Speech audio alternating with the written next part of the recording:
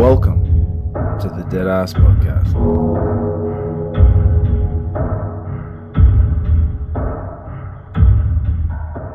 Mate, It's the end of Monday. it is. I can't believe it. We're back for another edition of the Graveyard Shift. Absolutely. And Monday was especially Monday flavoured, but we battled through it. We did. And we're here now to enjoy one of my favourite parts of the week. Me too, mate. I've been frothing for this because I tell you what, even Saturday, Sunday, even Friday felt like Monday. Yeah, you had a big working weekend. I was feeling for you, mate. I was doing a couple of fun things, and here you were keeping the lights on. I think it needed to be done. You know, like it gets to a bottleneck. Yep. And it's just like, I could put that off till Monday if I really wanted to. But it's that whole, like, you know that you're going to be dealing with Monday's problems plus the stuff that you put off. Yeah, you want to set yourself up for future success. That's exactly right. And sometimes the leaving it for Monday approach is, well, you've got all the Monday's problems as well. And I did have some Monday problems. But I tell you what, man, firstly, shout out to the weather over the weekend. Holy, was it fucking hot. Because I ended up putting a temperature reader in the cremator area just to keep an eye on it because, like, I was feeling it. Because I've been working all weekend. So came in Saturday morning, worked through to 6 at night. Woke up Sunday. I did a couple of things that I had to do Sunday morning and then sort of did an afternoon run Sunday, but worked late Friday as well. Didn't finish till about 7:30, 8 o'clock, but Friday I started at 3 o'clock in the morning. So she was a busy weekend. And just having that weather and also running the cremator quite, regularly. Yeah. So at one point the ambient temperature, what you could say in the area was 50.9 degrees. Yeah, I never realised, obviously, because like I don't work in a crematorium, but it sort of took me back the amount of heat that came off that thing. I obviously understand that it's a fucking oven. Yeah, but also too, you think it's a well-insulated oven. Yes. I couldn't believe that it could heat a room of that size because it's in a bloody large area. Well, it's probably the equivalent that area would be 1, 2, 3, 4, like a 6-car garage. Yeah, like it heats it up. It'd be beautiful in winter in there. Oh, it's beautiful. I love it. I love it in winter time. Summer though, no good. Summer can get fucked. Oh. So it's terrible. Yeah, it was yuck. It was about when I think it was 38 when I checked the temperature on the weekend. Yeah, and then it just all bottlenecked itself last night, didn't it? Just unleashed fury with the weather. And it became very emotional very quickly. It hit my house at about 11 o'clock. Did it? And because you're a bit further out than I am, but 11 o'clock copped the majority of it and all the loud bangs and cracks and you could hear just about everybody in the street panic and go, oh, the windows are open. Yeah, well, a friend of mine here just lives around the corner from our house. He had lightning hit his house and it blew everything out. That is so lost everything. Even the roller door, it blew that out. It blew the power box out. Everything. And I saw a video of the power points and the power and the connectors. They're all melted and just fried into nothing, blacked out. It's just that poor bugger. A full insurance job. Yeah, but it's still like insurance covers some things, but it doesn't cover everything. Like, that's right. Insurance isn't this magical thing where everything's okay. Yeah, that's right. It's a battle and you always pay for it in the end. 100%. Poor bugger. Well, yeah. Shout out to you, mate. I'm sorry. Yeah, so my weekend, I don't really have much to report on it because I was just working most of it. But what about yourself, mate? I did a bit of training, did a bit of cooking, did a bit of tidying up and a bit of mucking around, but I loved the message you sent me about how you're going to Bunnings to pick up a $120 Weber. Yes. So Andrew Kirby, the smoker wars are on. Mm-hmm. So Andrew has ordered his coal-fired power station from America or somewhere, probably Russia. And he was telling me about how the pellet smokers are essentially the Tesla of the smoking world. Yep. I mentioned to him that just because you own a Rolls Royce doesn't mean you know how to drive. That's right. So I set out to prove a point. And I looked for the cheapest charcoal barbecue that I could find. Yeah. I didn't want like one of those stand-up vertical king smokers. I've done that before. So I thought, you know what? The old classic Weber kettle. Because I'd been watching The Simpsons the night before and I thought, you know what? The old-fashioned charcoal grill. Yeah. And Bunnings had one for the ripe old price of $139. And it was actually, for what I paid, it was good. It was good. 'Cause I went to Barbecues Galore and checked out theirs as well, which was considerably smaller. Yeah. And it didn't have the offset bits to put the charcoal in. Okay, yeah. Albeit it's probably a better quality one. Yep. But the one I got was bigger and I can separate the charcoal from the griller plate so I can do some indirect cooking, Yep. which is handy, which is what I'll lead into and what I cooked. Yep. So with that, I set out a mission to go, righto, we're going to start playing around with this thing because I haven't played on one of those charcoal barbecues since I was a teenager, I think. Yeah, me too. I was in my young 20s. Yeah, so it's been quite a bit of time. I've played with more sophisticated setups, but I thought, you know what, this one will be good for Christmas to do the ham on and all that sort of stuff. Yep. And, not too big of an investment. So I set off to Glenmore Seafoods because I wanted seafood that night. Yep. And lo and behold, they had barra wings, fresh barra wings for $16 a kilo. Wow. I'm fresh out of wings. I had a couple of coral trout frames in the freezer, but I sort of wanted to do the wings. Now, the wings are just behind the gills. Yes. So they're the collar of the fish, essentially. Ah, yes. The good thing about them is because they've got the large bones in the fish, they've got a bit of fat. So that fat goes through it and you end up with quite nice, moist meat. I encourage anybody that's caught a fish to cut the wings out of it and cook them separately. Ah, okay. So I just did them with just salt. Yeah. So scaled it, obviously, and salt. And then I put it on the charcoal grill. So I got the charcoal red hot in what do they call the bloody thing? Anyway, it's like a starter basket. So that's right. Through it.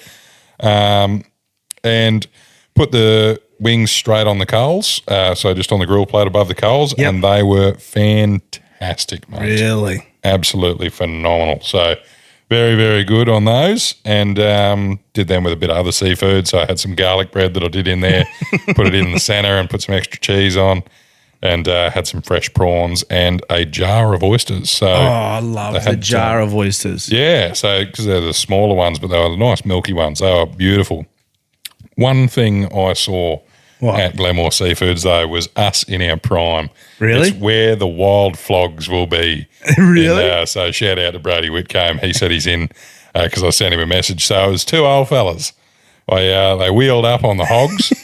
So they both had their mobility scooters promptly parked out the front of the seafood shop. And they were driving down from the retirement village at the end of Glenmore Road. Yeah. And they'd come down to get some prawns and get some oysters. And they got a little bit of extra prawns to eat on the drive home. So then they stacked them in, they got them wrapped in newspaper, stacked them into the baskets on the mobility scooters, and off they went. Cool. And I thought, when I'm old, that is the exact Saturday morning that I want to have. That just looked so good to me. There's always a group of them that park at the front of the Piney. Yes, and they also go to the causeway. I've seen them. That is what an idea, though. That's Why mad. not? Yeah, what's stopping you from going for a Saturday or Sunday cruise? That would be perfect. Yeah, I reckon that's great. I want to go and slap some stickers on them down at the Piney because that's my kind of crew. My mother's got one. Has she? Yeah. Surely Carl's old enough to have one. You can borrow his. Well, I'm pretty sure they give you discounts, don't they? You just show them your age pension card. Cole will be able to get us a couple for a cheaper price. Yeah, absolutely. Cole could show him the carbon date stamp. And we'll go for a run down to the Piney. Perfect. We're coming into Chrissy holidays. I know, so that's right. I might not be going away anymore, or I might be adjusting that trip to later on in the year, and I'll just do a series of short trips.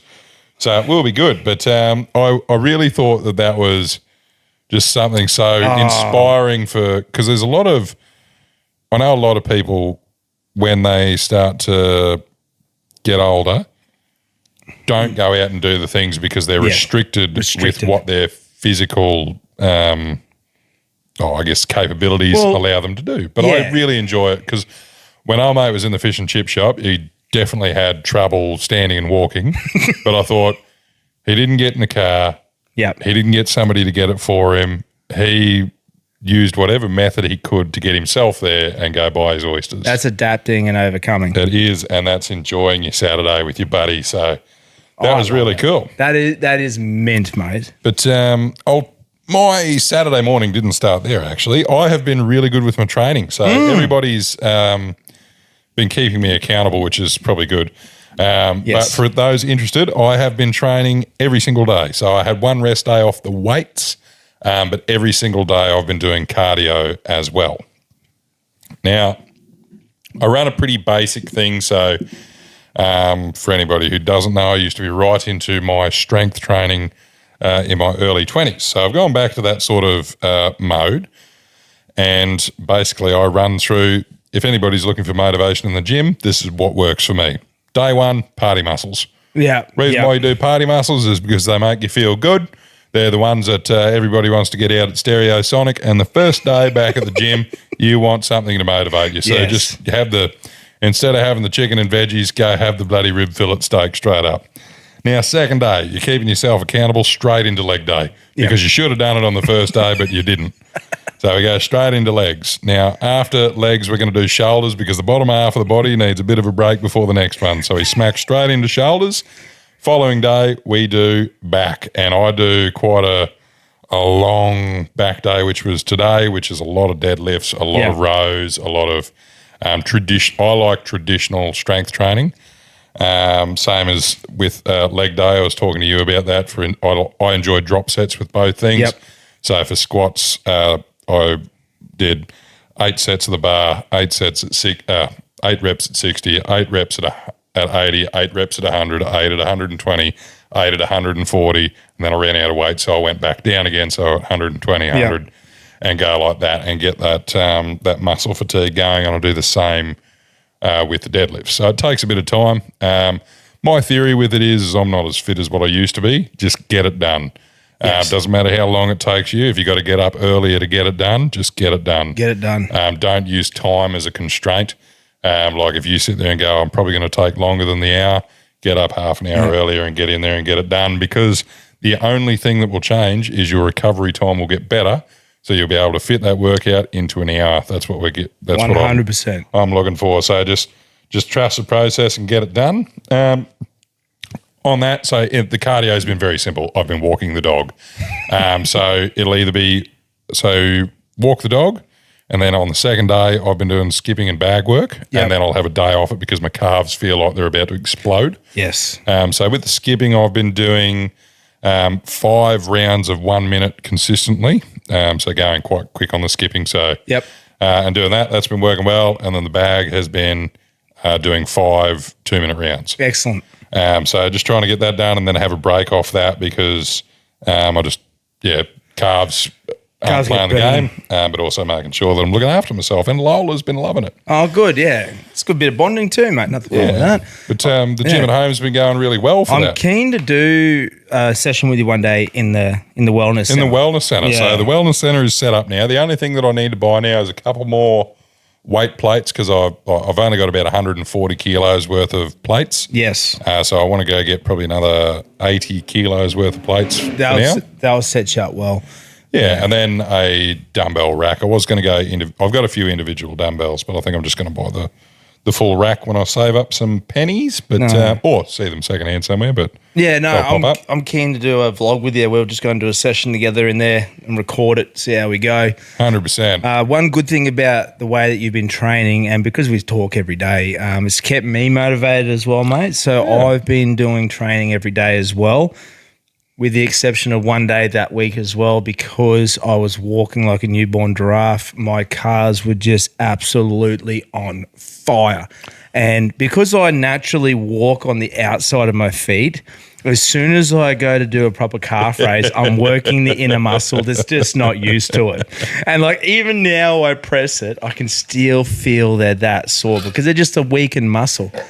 So that took me a good 4 days. I would sit for too long and then my calves would like constrict and I couldn't move. I've got quite long calves. I've always struggled to grow big carbs. Yes. But I tell you what, being the penthouse on stilts that I am at the moment, it really works them puppies out on the skipping. I wasn't actually, when I got up the next day and sort of like got out of bed, I was like, it humbled me proper. I was It like, does, doesn't it? It was just a, oh, oh. I like how you said you free fall to the Yeah, toilet. you sort of get past 45 and free fall onto the toilet seat with the bloody shock in the legs. The good thing is Tyler's been keeping me accountable as well because he's got. So I ended up getting the two kids, the misso and myself, all a gym membership at the same place, and so it's been great. Tyler's been keeping me accountable. I'll be honest with you, my diet has still been very. It's been better, but not the best, and then. It doesn't help when you watch someone like Arnold Schwarzenegger sit there talking about babies drink milk. He goes, there was a gym underneath here. There was a bar underneath where he used to work out, and they'd just go down and have steins every time before they go back and work out. And I'm just sitting there going, if Arnie can have a beer, Brian can have a beer. Well, my thing was I just do – I'm not – going into a bodybuilding competition. No. I'm just trying to get stronger and healthier. So I've only made small adjustments with the diet. Like I'm obviously overweight, but with strength, I'll just see where my body goes after this. Yeah, of course, definitely. If it's a slow progression, then that's fine. But I've just done the simple thing of actually I'll just hold off on this bit. Yes. And I'll talk a bit about a different thing that I did because I'll with the recovery side of it. Oh, okay, I've had quite a notable amount of people ask me how the ice bath and sauna went. Well, to that, to your credit as well, while I was on the phone to you, you telling me about how fucking good it is, I bought an ice bath. So, review. I got the ice bath. It arrived, ice bath and sauna and chiller unit and steamer all in one hit. That arrived on the Wednesday when I was coming back from Mackay. I set it up that night. So, step one, very easy to set up. Yep. Took me 45 minutes to set the pair of them up, get it all good to go. Step two, takes quite a bit of water and it does occupy quite a bit of real estate. So the ice bath would occupy beside us, so see these two couch cushions, easily that area plus up to the wall. So at least a double couch. Yeah, it's a bathtub size. It's a bathtub size, yeah. So that occupies that. The steamer is a telephone booth. Easiest way to put it. Yep. Very easy to set up, and I put water in that ice bath at 8:30 at night. Yep. Out of the tap, and the water coming out of the tap was at 28 degrees. Really, yeah. By 4 o'clock the next morning when I went down to the shed, it was at 8 degrees. Shit, that's a good chiller unit. It's a great chiller unit. Yeah. And it pumps it out, so that's goes all the way down to 3 degrees. So I was pretty. What do you run at 8? You gonna keep it at 8? I run it at 8. I'll run it at 8 for now. That seems to be less load on the chiller too. less isn't it? load on the chiller, and it seems to be the sweet spot. But what I was impressed about is the internal temperature of my shed when it's closed up has been in the high 40s. Yes. And that thing has just stayed solid at between 7.8 and 8.2 degrees. That's brilliant. So I've been doing that every day. If I'm not training, still do the ice bath. How do you find it? Great. I hate every waking fucking moment of being in both of them. Yep. The sauna I feel incredibly uncomfortable in, but I've got the little stool and the thing to put your phone in so that you can see how long you've been in there. So I've been doing 10 minutes in the sauna, and then I've been doing upwards of 3 minutes in the ice bath. So does it give you an internal temperature, or is it a steam in the sauna? In the sauna, yeah. So it's a steam powered sauna. So it's basically I love steam saunas. It's basically just a kettle with a hose that goes into it and steams in there. But there's a thermometer in it. So it's been sitting at about 50 degrees sweet. And 100% humidity. So that's been good. So I do 10 minutes in that, hose off just to get the sweat off me, and then jump in the ice bath. Now, my legs hurt more than I can ever explain getting in that ice bath, but they're getting better. Apparently you get used to it. I got told it's inflammation. Yeah. So, and that would make a lot of sense. Yeah. So I've done a bit of research onto ice baths and that sort of stuff. But I just get in there and just straight up just submerge my whole body. So I just have my feet out at the moment, my hands out and my head out, and that's it. The rest of it stays in there. And now I've been doing a minimum of 3 minutes, but yesterday and today I did 5 minutes. And then I started to shiver. So I thought, well, the benefit's probably worn off. Yes. So I've done a little bit of looking into the sauna and ice bath. Oh, I'm interested to hear this. So my review on both units is this. Yep. I feel like I got what I paid for, and they do exactly what they said on the tin. The only thing that I would do differently with the ice bath is you got to drain the water every week just to get all your gross stuff out of it, and that's fine. I'd just put a T-piece in the bottom hose and then put another hose off that so that you can drain it. So that I can drain it so I don't have to you can just disconnect the hose and drain it or put a siphon hose in there, whatever. But I'll just put a T-piece in there so it's a bit easier to drain. That's my only comment of what I didn't like. Yep. As for everything else, it's all good. It's an inflatable sauna, and me at 135 kilos can stand on the lid. That's unbelievable. Yeah, I don't think you're supposed to. No, but it is a very solid. It's like that's impressive. It's like a stand-up paddleboard, like the inflatable stand-up paddleboards. It's like that. It's got a heap of baffles in it. But so saunas are for slow burn recovery, right? So saunas raise your core temperature, causing your heart rate and blood flow to increase. Yes. Almost like a light cardio workout. So you sweat out fluids, it relaxes your muscles and stimulates your circulation. Now you've got pros and cons. So the pros, it improves your circulation, expands your blood vessels and boosts oxygen delivery to your muscles, which is why you feel better. It reduces muscle tension, heat relaxes tight or sore muscles post-workout. It enhances your cardiovascular health.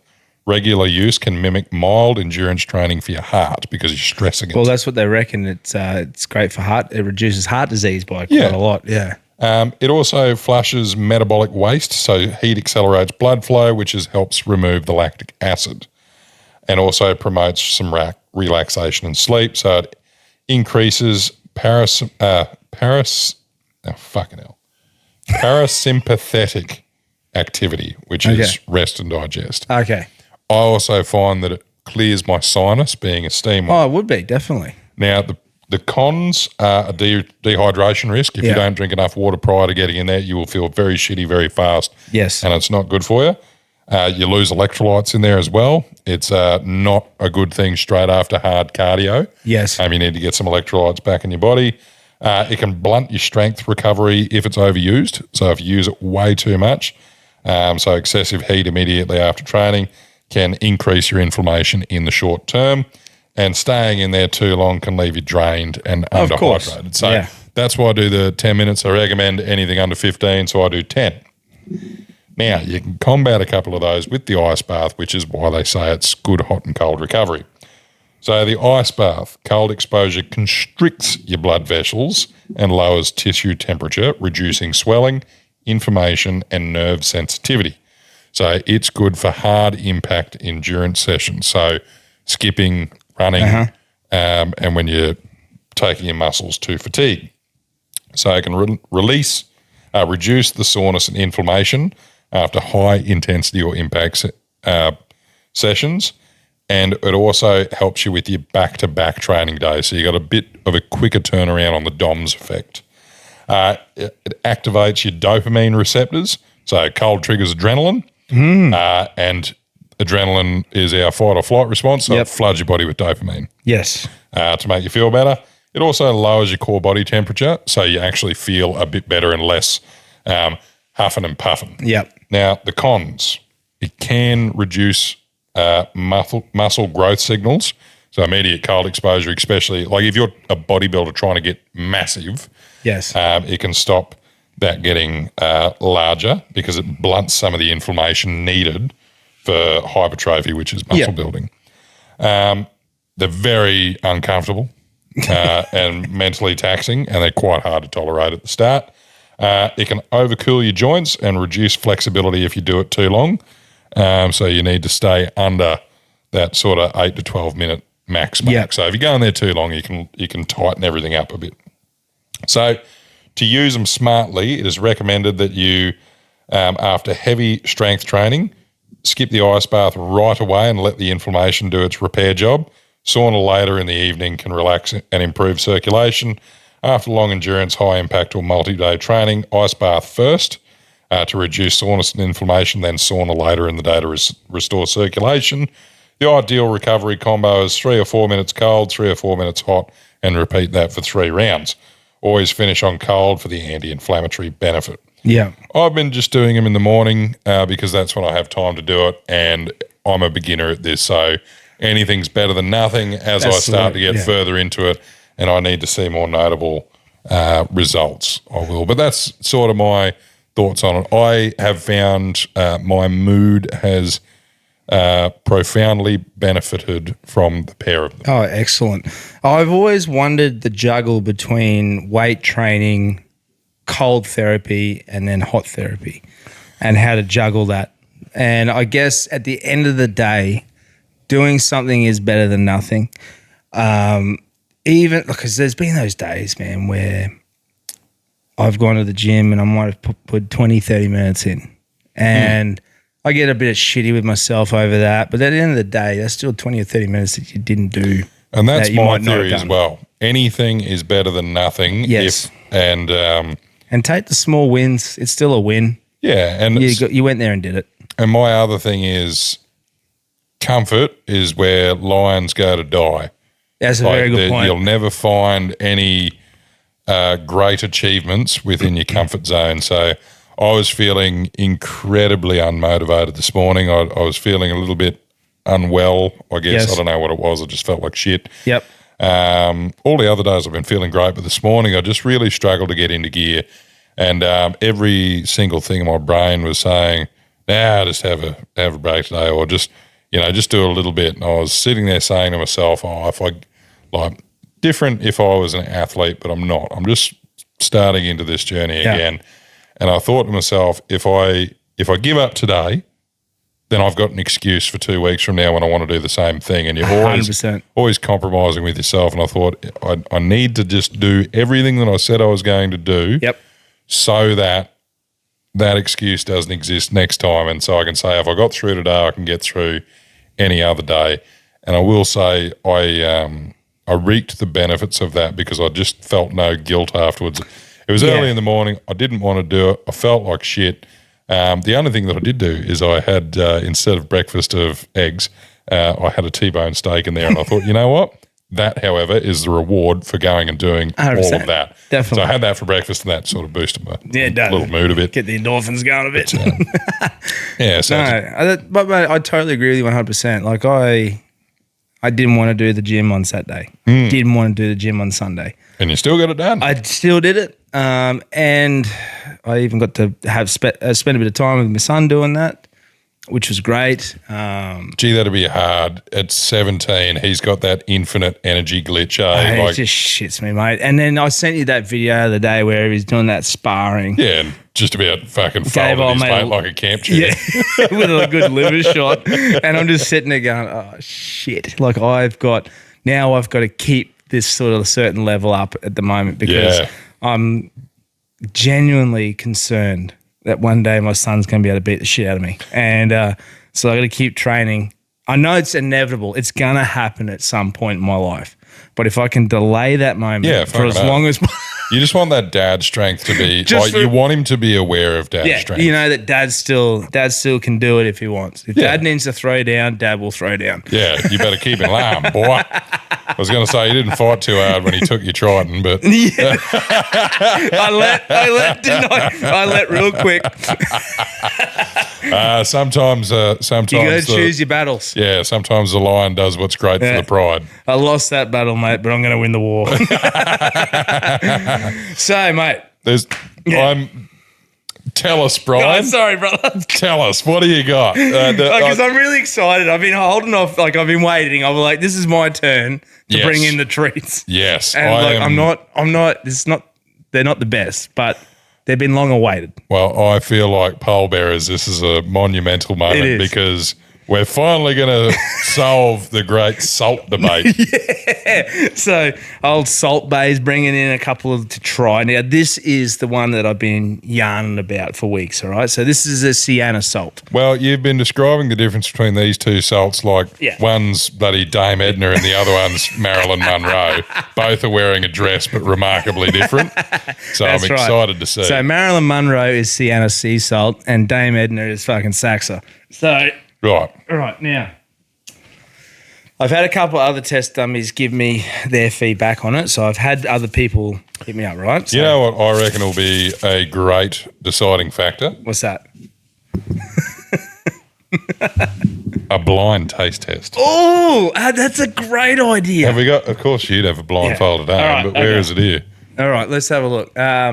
Just use one of the sacks that you put over people's heads out in the alleyway. That's the ones when I need commission.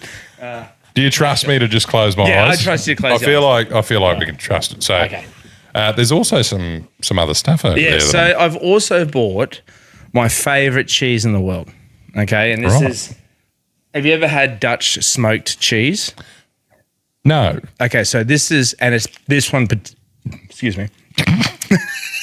It's this one in particular. Okay, so I love this brand, this one itself with the brown wax coating. I eat the wax coating as well because I'm an absolute pig.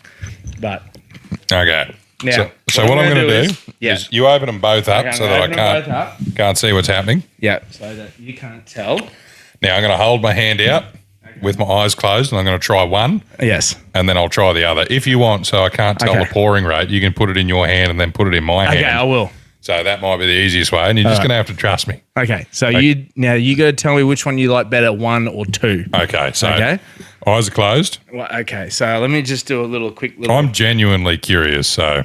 Okay, now I'm just gonna. If you're listening or watching on YouTube, okay, I got to hide it now. I'm just gonna put this. Okay, now that one's in. Now you just have a little dip, but don't actually look at it properly. Okay, have a little bit of it. Quite a bit there. Was that a little bit too much? No, that was good. I'll dust her off so that we don't have any contaminated results. Yep. Now, what did you think of that? I definitely tasted like salt. Definitely got the saliva going. I feel like my hand was well seasoned and my hand didn't taste as good before. Okay, I'll try and keep it sort of about the same. Okay, I think that's about right. Okay. Yeah, that might be a little bit less.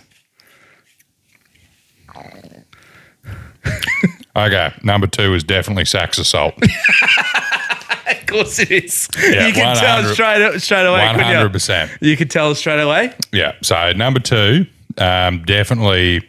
It was the coarseness, wasn't it? No, it wasn't. In a sense, number 2 had a more chemical taste to it. Yeah. It tasted. I don't know. I don't know. It's kind of like when you drink that anti-caking agent or whatever they got in it.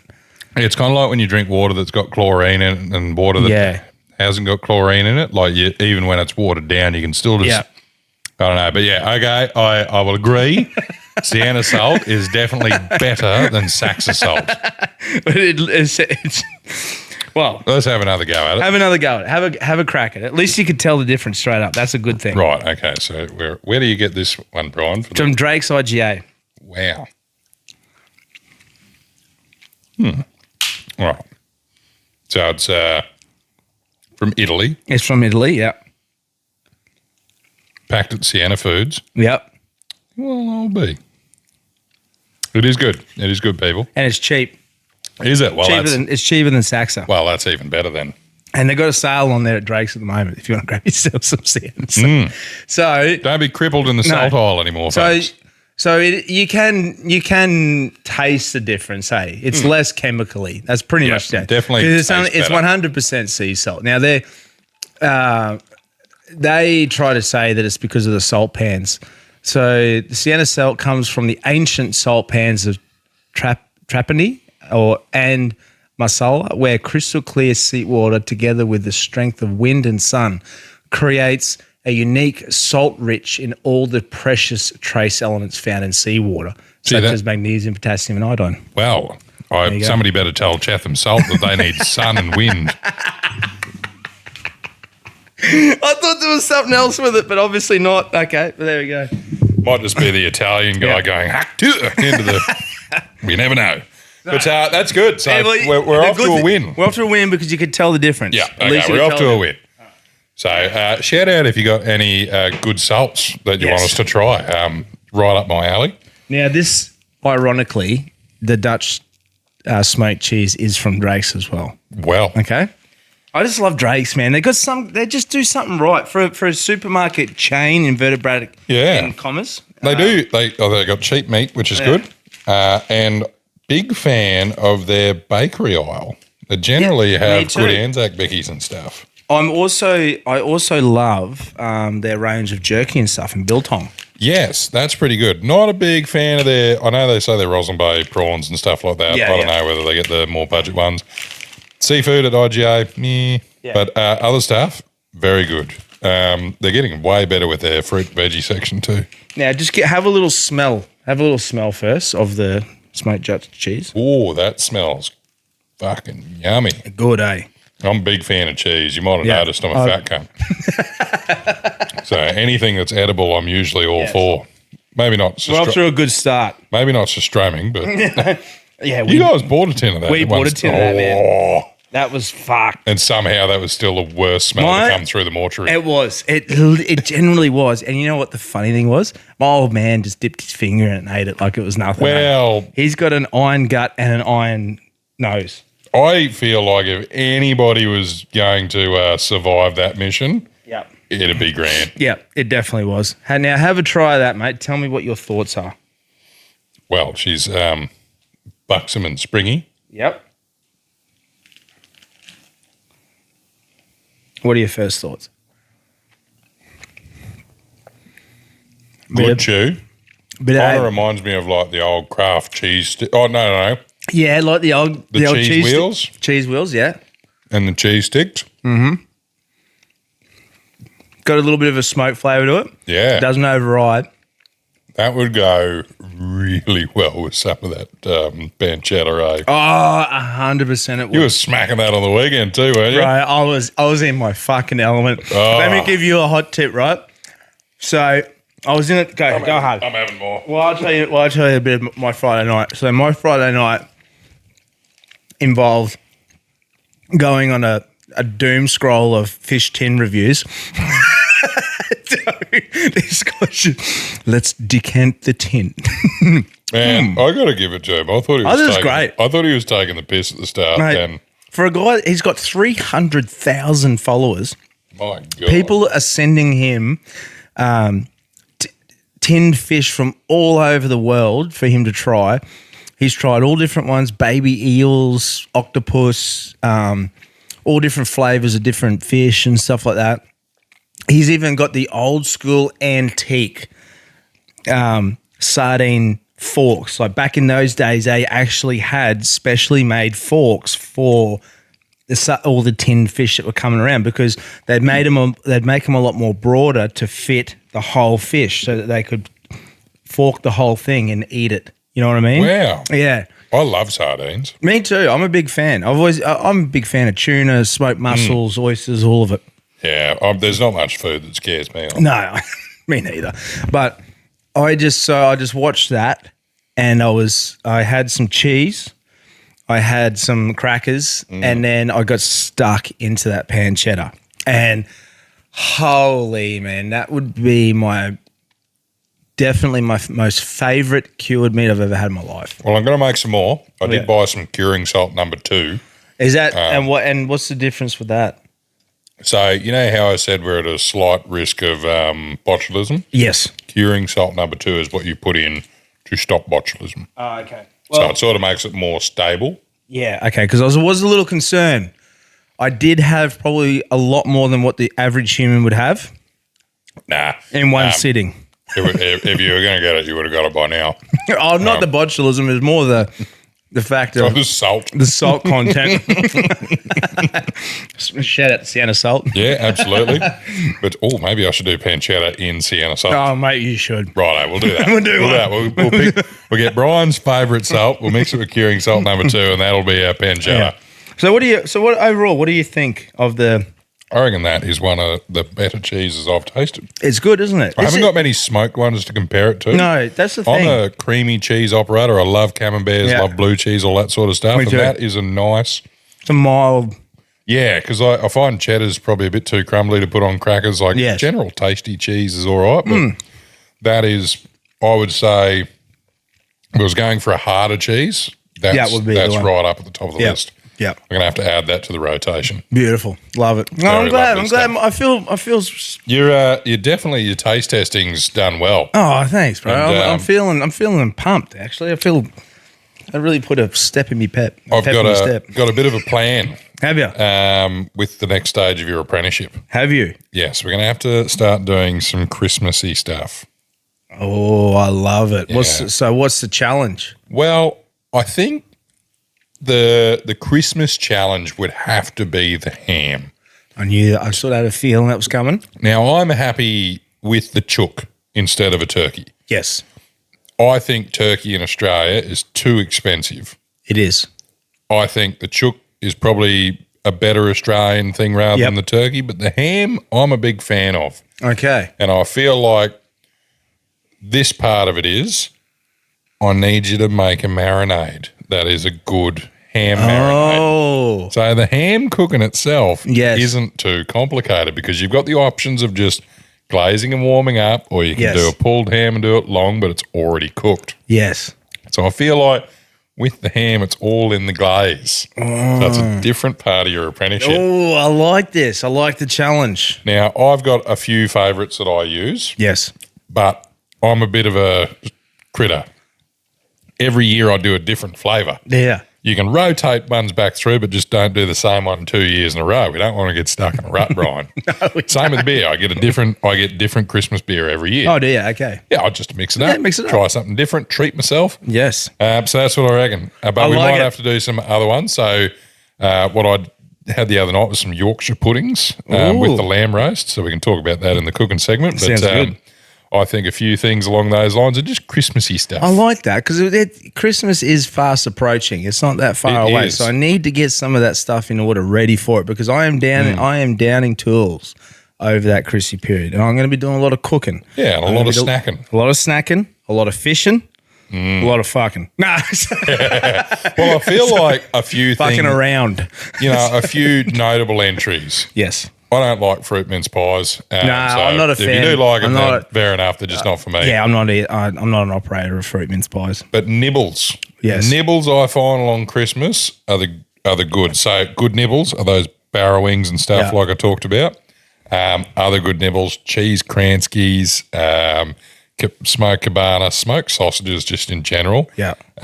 Because you can just turn a very cheap thing, such as just a typical old sausage or Yeah. emulsified sausage, into a really nice thing on the smoker, and just nibbles and easy eats. But breakfast-wise, there's a few things you can pull out as well. Yeah, well, one thing I'll have to get for you to try at Christmas time, my sister-in-law, shout out to Sam Painter, her mum makes these things called nuts and bolts. And it's like I nuts have not had and- those in. So there's bless her, she's passed away now. There was a lady that lived down in Keppel Sands named Tina. Yes. That my sister was great friends with. Yep. And Tina used to make nuts and bolts, and that's the only time I've ever tried it. Yeah. I liked it. I have not seen them since. Oh, man, it is. She gave me a bucket full of them and I demolished them within a couple of days. It's got like Nutri-Grain and curry powder, and it's like a mixture of it. It is the absolute bomb. Yeah, I really like the concept of it. And it's just like, I don't know, I associate that with Christmas time. So that's one other thing I'm going to be doing. Now, on the topic of misquoting things, like where you say something that you don't mean to say. Like, well, you say it, but it can come across wrong. So while we're eating this cheese, this just sparked my memory. I bought it in between funeral services, right? I went and had a quick lunch at at Drake's. Got the salt, got the cheese. But I had a service at the crematorium. Now, while I'm up there, obviously I didn't want to leave the cheese in the car. So I thought, well, I'll go and put it in the fridge at the office. But the two office ladies are up there. Shout out to Ivy and Jen. And I've just strolled in there and I'm holding this cheese and I'm just like, didn't show them the cheese. I just came in and just said, hey, is it all right if I just put my cheese in your fridge? They just sort of like both looked at me and then I sort of like looked at it and I looked at them and I'm sort of like, cheese in the fridge. It just doesn't sound right, eh? You know, like it sounds grotty. Instantly, I went to a different image in my head.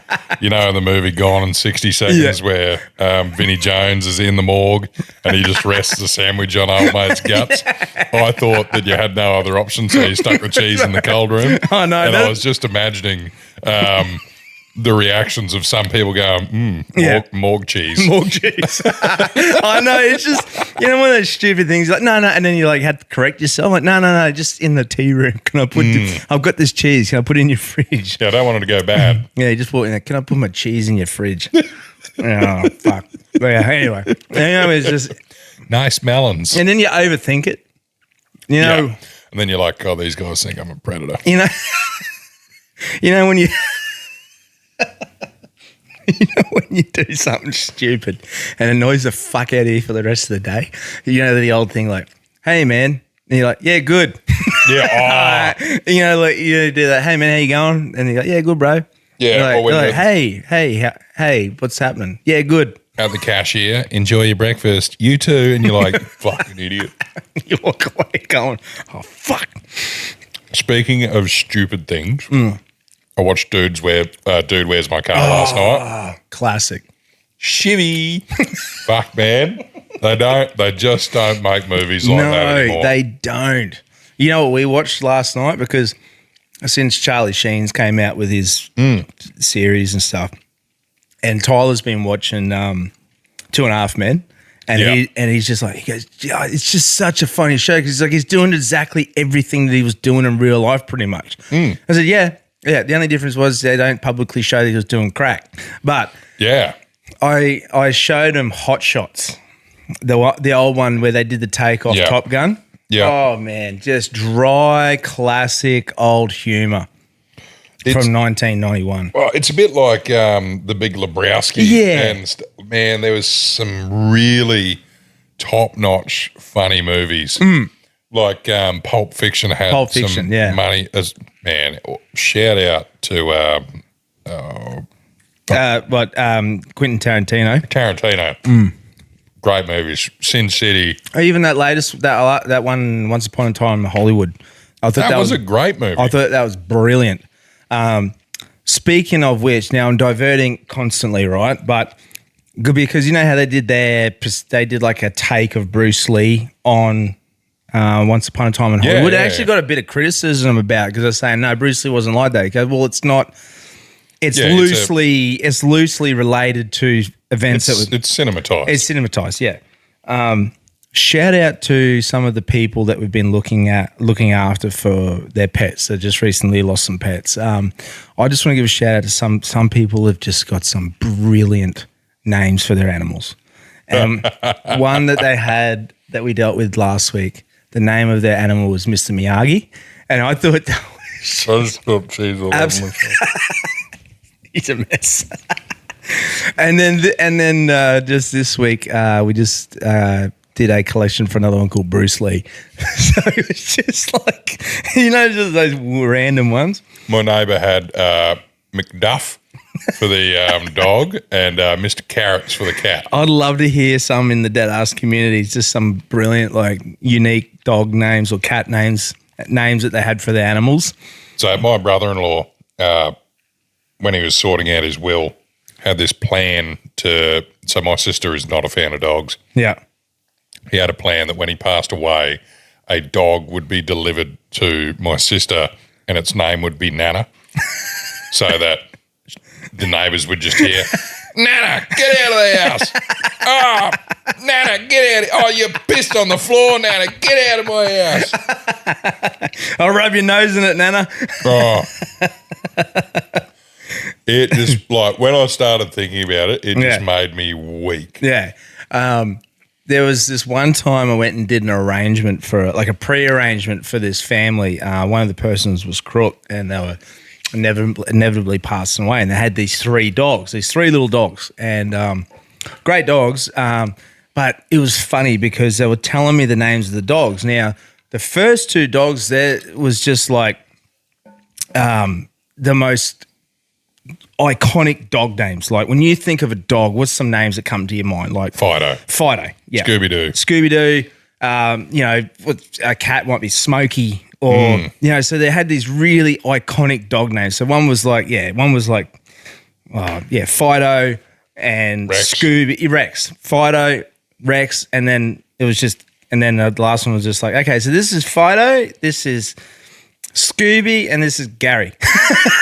Just like fucking blew me. It's just like I was not expecting that. It threw a fucking curveball at me, and I pissed myself laughing.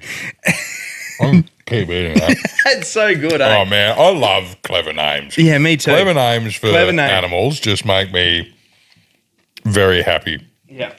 Especially when you see them try and print it out on the new dog harnesses and stuff. Like mine for Lola was simple. ASSHOLE.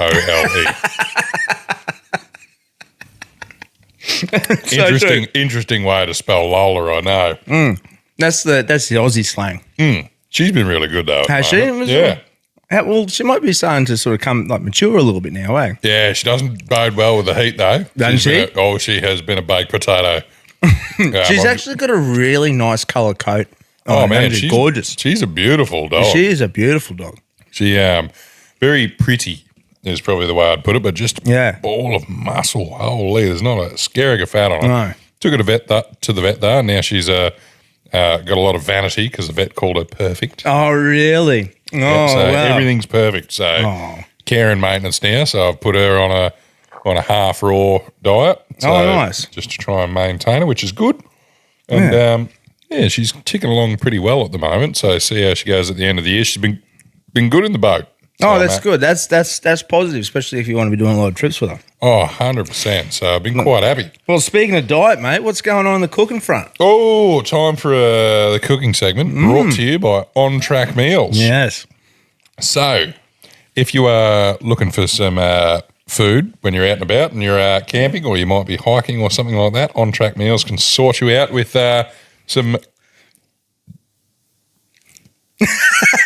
ready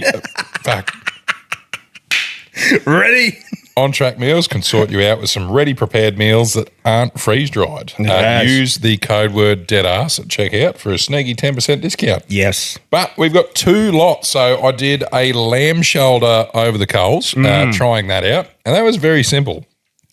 So I used the Backyard Barbecue Rub by Johnny Austin on the lamb shoulder. So that's the coffee rub, which is really, really nice.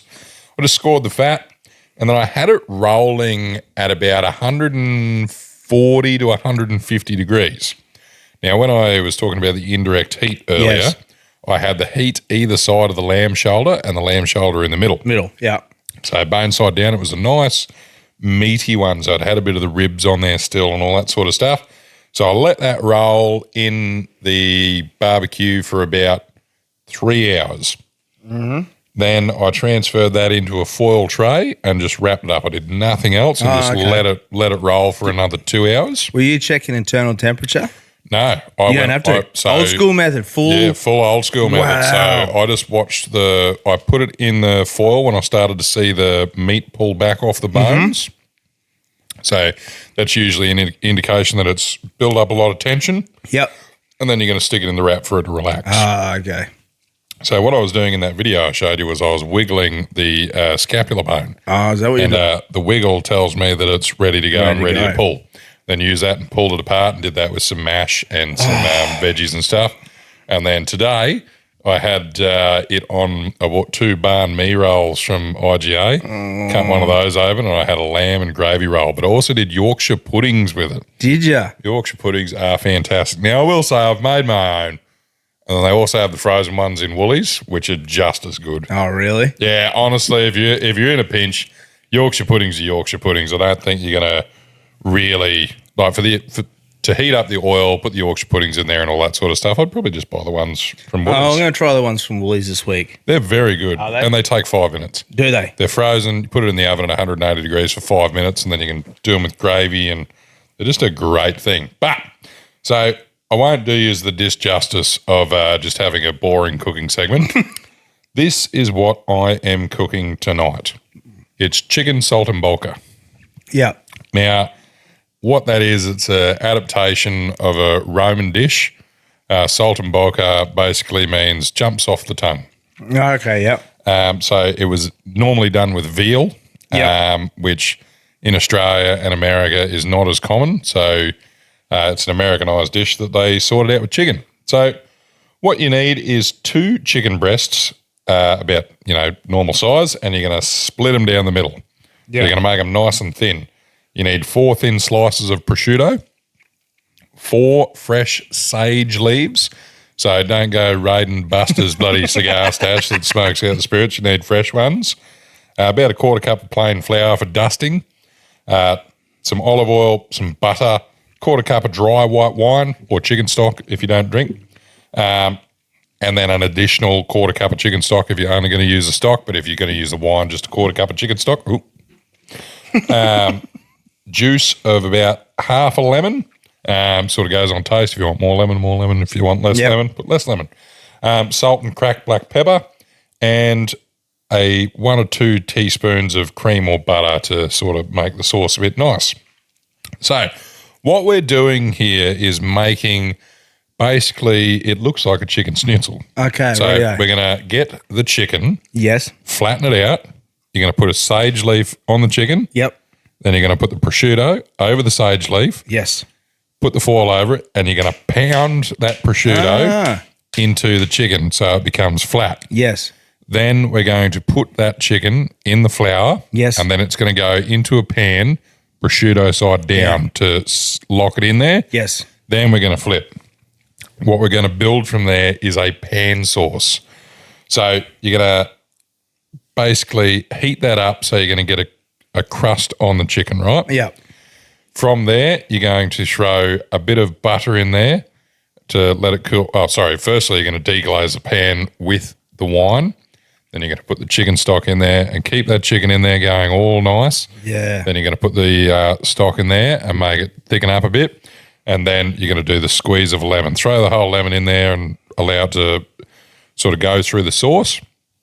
Then you can put some butter or cream in it to finish it, and then serve that on either mashed potato or whatever you like. Yeah. It is a beautiful, beautiful dish.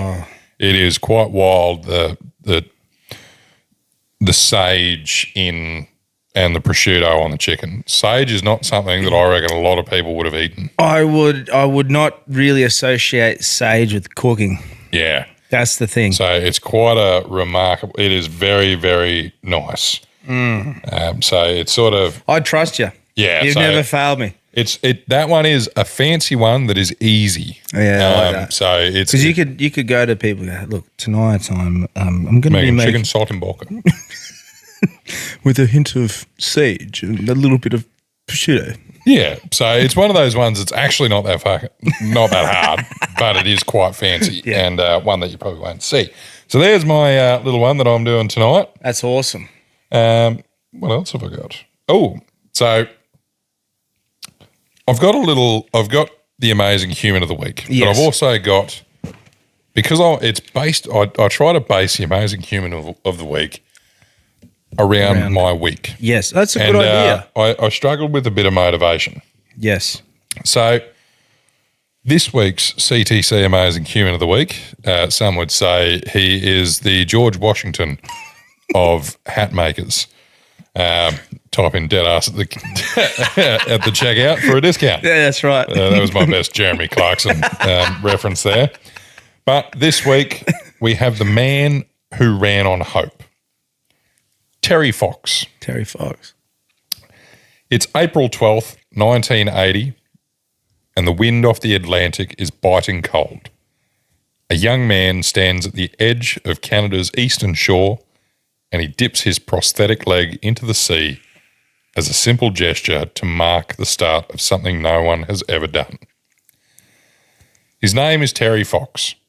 He's 22 years old, and he's about to run across the continent with one leg. Oh, wow.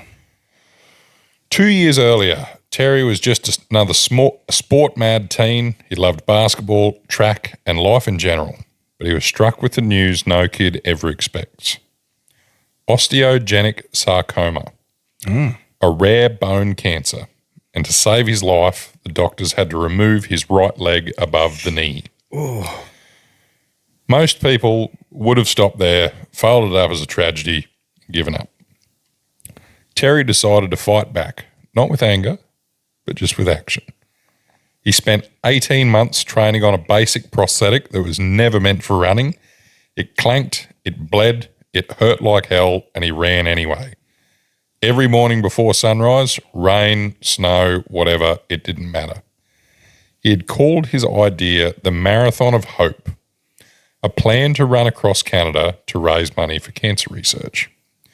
No sponsors, no flashy gear, just a rusty van and a bloke with one leg. Wow.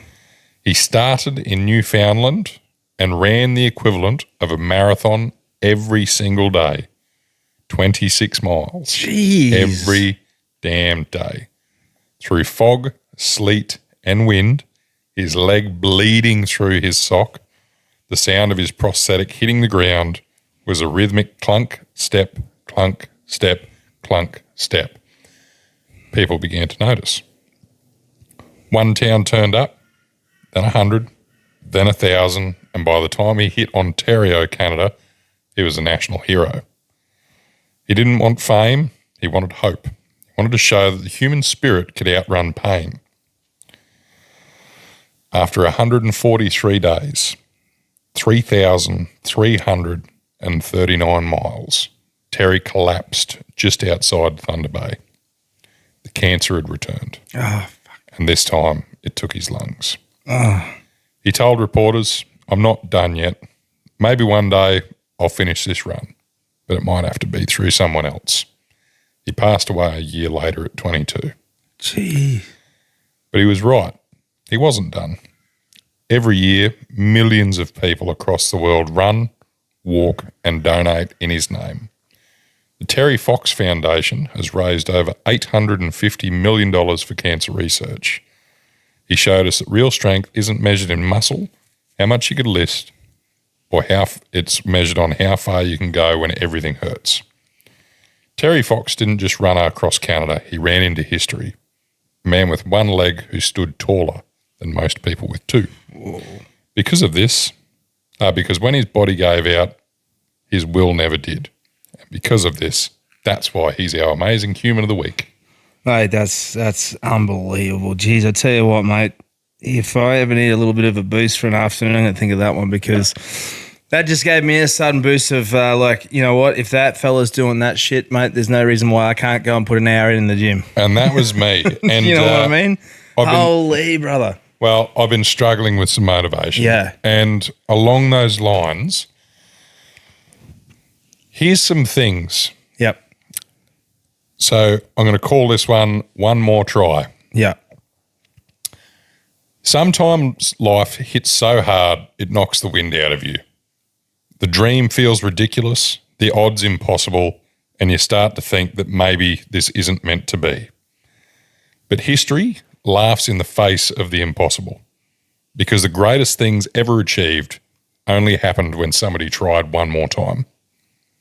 Take Thomas Edison. The bloke failed over 1,000 times trying to make a light bulb. 1,000. 1,000. Most of us would have quit after 10. When asked if he was frustrated, he said, "I haven't failed. I just found 10,000 ways it didn't work." Good point. And that's the only reason why I'm not reading this by candlelight. Alexander Fleming discovered penicillin by accident and then spent a decade watching it go nowhere. It was messy, underfunded, ignored, but he kept at it. And for doing so, he saved over 200 million lives, all because he didn't bin the Petri dish when it looked like a multi-failure.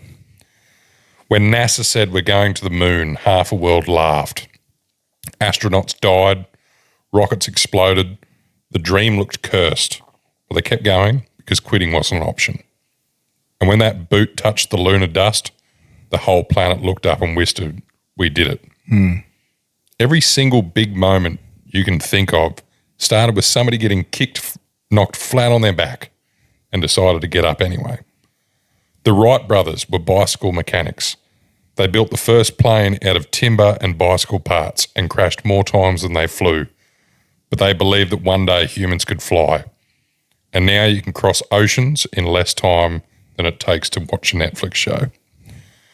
Nelson Mandela spent 27 years in a cell the size of your bathroom. 27 years of failure, pain, and silence. But he came out stronger, not bitter. He came out ready to unite a nation instead of burning it down. It's not just resilience, that's power forged in the fire of failure. And here's the thing. You don't have to cure diseases or walk on the moon or be that kind of tough. Maybe your dream is smaller, building a business, getting fit, fixing a relationship, or just making it through another week. It's all the same fight. The part where you want to quit, that's the point where it starts to count. J.K. Rowling was broken, rejected by a dozen publishers, raising a baby alone when she wrote Harry Potter. Colonel Sanders, rejected over 1,000 times before someone said yes to his fried chicken. Bethany Hamilton lost her arm to a shark and still got back on the board. Edison's spark lit the world. Mandela's courage freed it. And every one of them had a moment where the world said, you can't. And their response was, watch me. So when life hits you with that wall, when the job falls through, when the body breaks down, when the world seems done with you, remember this. You're standing in the same spot every legend once stood, staring down defeat, wondering if it's worth one more try. And history is written by the people who give it one more go. Oh, mate, that's beautiful. It's so true, but isn't it? Absolutely. Isn't and it's one of those things of it's so hard to do it again after you've just been knocked to your knees, both figuratively and literally. Yeah. In every aspect. It could be it could be public speaking. It could be trying to walk up a set of stairs after you've had a hip reconstruction. It could be simply trying to learn a new skill because you're trying to better yourself. It could be learning how to be a father. It could be learning how to be, a better husband. It could be learning how to cook. It could be learn how to use a pellet smoker. Yeah, but it's true. It's everything, isn't it? It's everything, and it's worth one more try. 100% it is, brother. Like, oh man, that is some motivation if ever I've bloody heard it, eh? You know, and that's the thing too. It's good to be reminded of that stuff too, man. Yeah. Like, you don't have to look, man. Some people don't need it. Like, there's some people that are motivated. Don't get me wrong, but sometimes it's good to just sit back and reflect on some of those things and remind yourself too. Like, hey, you know, even though like I can get out of bed every morning. Don't get me wrong, but I have my moments too where I might have a little bit of a sooky moment or a bit of a moment where I feel like, oh, I fucking had enough. I could just fucking shut up shop and go and just fucking absolutely. Go out for a bowl of milk. Yeah, and I have moments where I want to throw Teddy and carry on, and I think it's normal. Like, of course it is. We're not immune to having a bad day. No, we're that's not immune exactly to having right. a bad week either. I guess it's just how you respond to it. Yeah, yeah. And I guess it's nice to sort of remind yourself every now and then to just do your fucking best. I think also too, even when you're in a good frame of mind, like when you're doing well, to still remind yourself of those things. That will keep you in that space. Well, when you're doing well, just remind yourself to look after yourself when you're not doing well. Remember That's that. exactly right. Remember that euphoric feeling. Mm-hmm. And that was sort of me this week because, like today, I was struggling, and I was just trying to tell myself, remember how good you felt every other day. and how good you might feel tomorrow if you just do that little bit more and improve myself a little bit more every day. So that was Mate, that's beautiful. Man, that's my favourite part of the show. Like, I love hearing amazing humans doing amazing things. Oh, me too. It's probably it's one of the things that I really enjoy researching because you get to read some cool stories. I've got a couple in the bank. Have you? I had one for this week and then I went with that one. Oh, man, I love that. That's good that you have those in the bank. I just think it's just cool. It's just cool to be reminded of that stuff. Doesn't matter what state of mind that you're in. You could be in the best mind. You could be in the best shape of your life, best frame of mind. It's good to have those little reminders. Yeah, absolutely. Definitely. Well, what's on for this week, mate? Mate, this week, what have we got going on? We're going to be catching up with the boys. Yep, that's right. We got there's the fishing comp on this week on Wednesday, the Barra comp. So of course, I don't know why they picked a Wednesday, but I'm sure there is some method to it. Yeah, so we're catching up the boys, we're doing a little bit of plan of attack for later on in the year as well. Absolutely. So something to look forward to that. I'm actually, I've got a golf day I've got to attend, which I'm looking forward to. I might even catch up with the Walk and Talk boys. They got the Halloween bingo thing going on. They got that bingo retro rave thing going on this Friday night. So I might go and check that. Yeah, disco bingo. But I'm be doing the same thing this weekend, man. Focusing on getting some work done. Some of the things that weren't. I was actually supposed to, technically, I was going to take the rest of the week off and I was going to spend the time down at EPR and catch up on some stuff around the house down there to get it prepared for Chrissy time.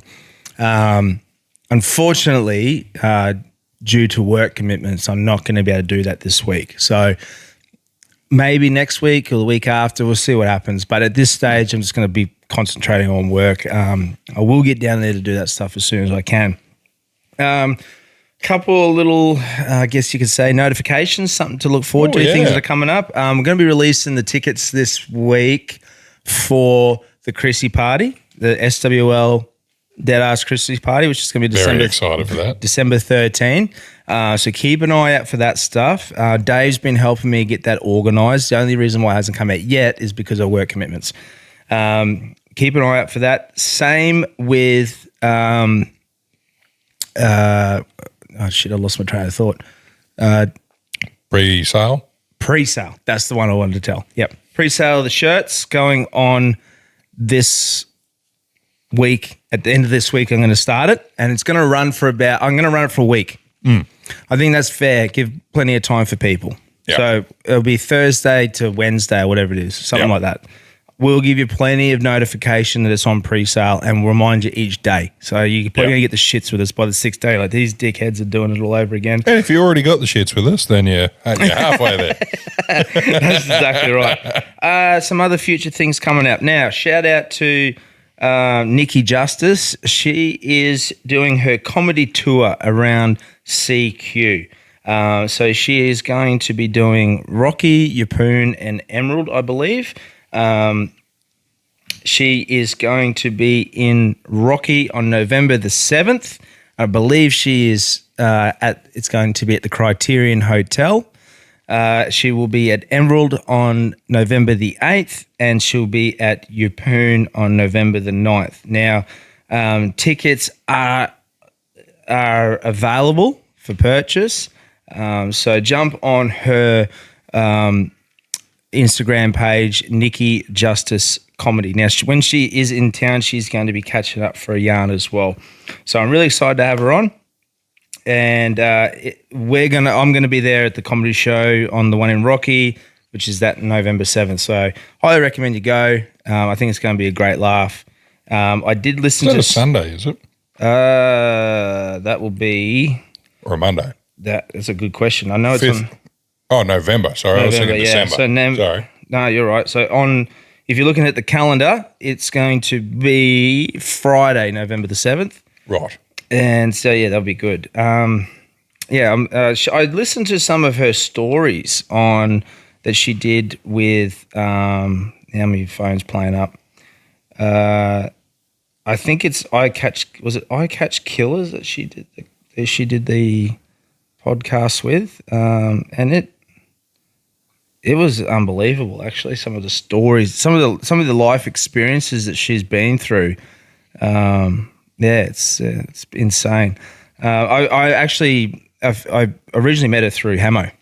So, and she reached out when she was touring up this way, saying that she's actually got some experience in the fuel industry in regards to memorial products and ornaments and stuff like that. She actually, Really? Yeah. So that's the part I'm really excited to hear. So, so keep an eye out for that, guys. Tickets are available. You just go to her Instagram page. So, and she's coming on the podcast.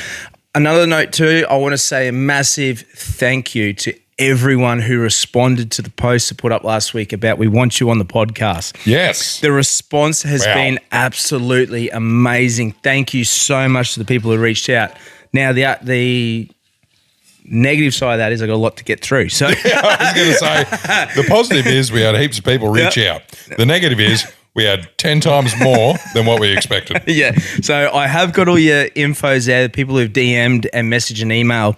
This week, I'm going to start going through them and reach out to people because some people are away. Some people live down south. Some people up north. Some people all over the joint. Some people are willing to travel. Some people can't. So I'm going to do categories. I'm going to put people in different spots. So I go, okay, I'm going to be traveling to this place on this date. Maybe I can put these people to this weekend.